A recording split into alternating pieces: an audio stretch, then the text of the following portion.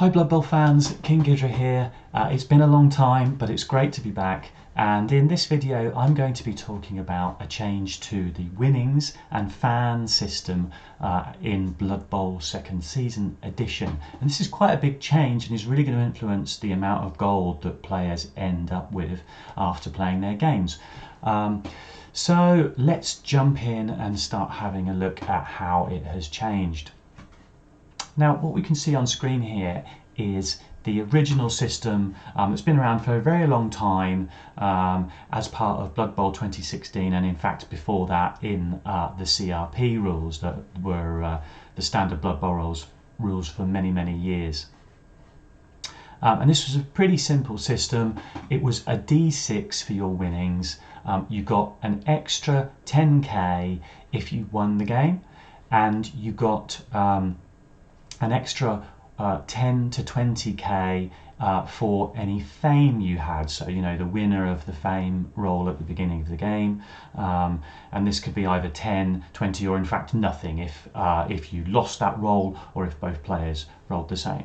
So for a player that lost a game in the old system, their winnings would be between 10 to 60k plus nothing 10 or 20 from fame. And for a player that won the game, it could be from 20 to 70k plus the fame roll. And of course, winners got to re-roll the d6 as well, which was obviously a great benefit. Now, that was particularly probably a good system for teams that won games. It was not such a great system for teams that lost games, that did not have a lot of fans, and fans are the things you need to win the fame roll. So if you were losing games, you probably didn't have many fans, you probably didn't have much fame to add to your winnings rolls, and you were totally beholden to trying to get lucky on a 1 to 6 effectively. For winners, your winnings were likely to be quite consistently probably in the 50 to 70k range, depending on your situation with your fans and fame. So that's the old system. Now, the new system changes some fundamental parts of how this is done. And if we flip over to my spreadsheet here, you can see this bolded formula at the top. This is the new calculation for winnings, and it might look a little bit complicated, but it's pretty simple. The bit in parenthesis here is effectively how attendance for the match is calculated in the new edition, and that is the dedicated fans of the first team plus 1d3 fair weather fans, the dedicated fans of the second team plus 1d3 fair weather fans, and that's the attendance for the game. And then winnings are that number divided by 2 plus 10k for every touchdown that your team has scored in the game. And what I've done here in my table over on the right is just show some kind of high and low roll outcomes for a given team based on different amounts of dedicated fans for them and for their opponent. And probably the most important thing, or two most important things to bring out about the new system are: one, you benefit from your opponent's dedicated fans. So this is a huge change versus the old system, where you were only really losing if your opponent had a lot of fans, because it meant you were more likely to lose the fame roll, and thus you were less likely to get a bonus to your winnings. Well, now when anyone has fans, everybody benefits, which is a huge change to begin with. And the second one, of course, is these winnings are totally independent of whether you won or lost the game, and that's another huge change, and obviously benefits those teams that would have been punished for losing under the old system.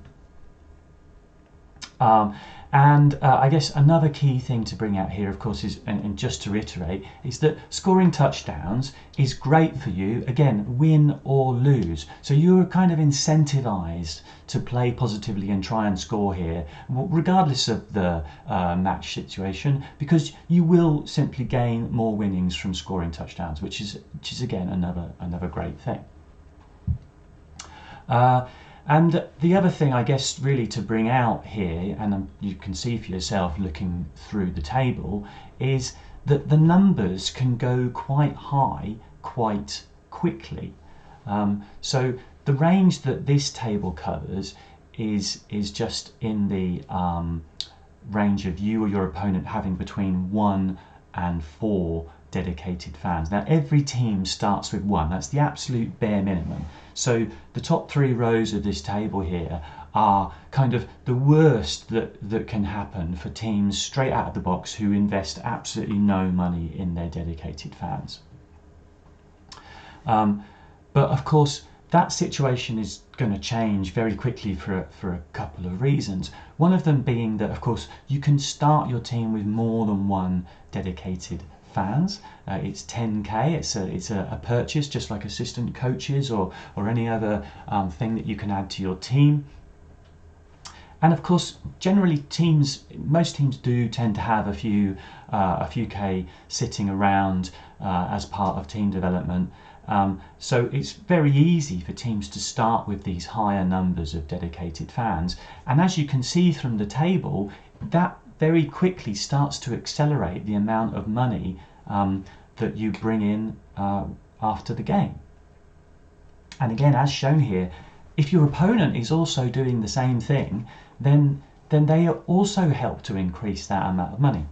And of course, the other thing to bring out here is dedicated fans also changes.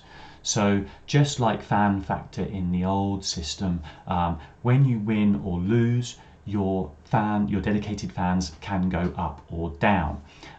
This is now a simple D6 roll against your current dedicated fan score. If you lose and you roll under, it goes down. If you win and you roll equal to or over, it goes up. Now what that means is that the lowest dedicated fans can ever be is 1, and the highest it can be is 7. Okay, so as I said, this table actually only shows values from 1 to 4. But if we scroll down a little bit, you can see the theoretical values for 2 teams facing each other who have dedicated fan 7, who high roll, and who score 3 touchdowns. And as you can see, that is an absolutely mind-busting 130,000 gold crowns winning from 1 game. So that is the absolute limit. That's the most you could possibly make, unless you score even more touchdowns. So if you've got 5 touchdowns, you can actually get 150,000 gold crowns from a game.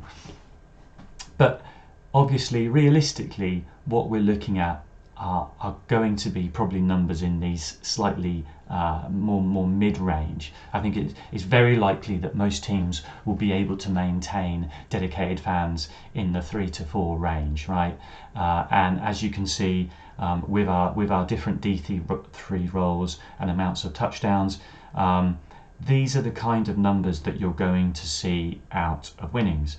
Now, what my observation based on what we see here is that these numbers are going to be consistently higher than they were in earlier editions of Blood Bowl, that they're going to be that the high numbers are going to be more consistently available to all teams, which is a really key point of this system, and also that the low numbers are still much higher than the low numbers in the old system. In the old system, you could have a very experienced team with lots of fans, but if it lost a game and low rolled, you could still be ending up with 10k winnings. In this system, that's just never ever going to happen. You know, losing teams who have a few games under their belt and certainly who score touchdowns are going to still turn in really good amounts of winnings in the new system. And I think this is great. One of the key things, particularly, of course, is that many teams that needed money in the old system, and those specifically ones which are losing, which are maybe getting beaten up, losing players, were those perhaps who were least likely to get winnings. And teams, for example, like agility teams, Skaven teams, who maybe scored touchdowns for fun, but were just getting their team absolutely smashed to bits. They weren't particularly rewarded for that kind of play style, and now they are, which I think is a good thing. So this is a huge change. I personally think it's a very positive change. I think one of the key takeaways I would take from this, apart from everything I've said about maybe the general increase of cash that's going to be around for everyone, is that you can invest in dedicated fans when you build your new league teams, your teams for whatever environment. And I would say that this table suggests that you should, if you can find spare money, even 2 or 3 or 4 starting dedicated fans will give you an immediate return. And even if you lose, you've only got a chance to go down in your dedicated fans, and even if you lose one, well, you're still gaining the benefit of those other dedicated fans that you bought for the next game. It's almost impossible to spend money on dedicated fans and not recoup that money within 1 or 2 games played. So to my mind, it's an absolute no-brainer. I wouldn't necessarily suggest changing your starting build to find money. I wouldn't suggest maybe dropping positionals to put money into DF, but if you are in any way able to find money to put into DF, I think it's absolutely a solid gold choice and a great thing to do, and you will receive the benefits of it very quickly.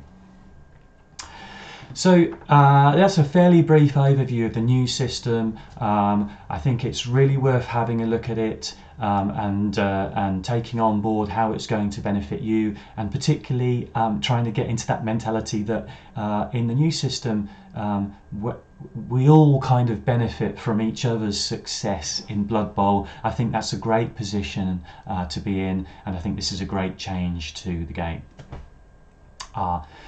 Thanks for watching, and I hope you'll have a lot of fun out there making cash in the new world of Blood Bowl, and I'll see you soon. Ta-ra.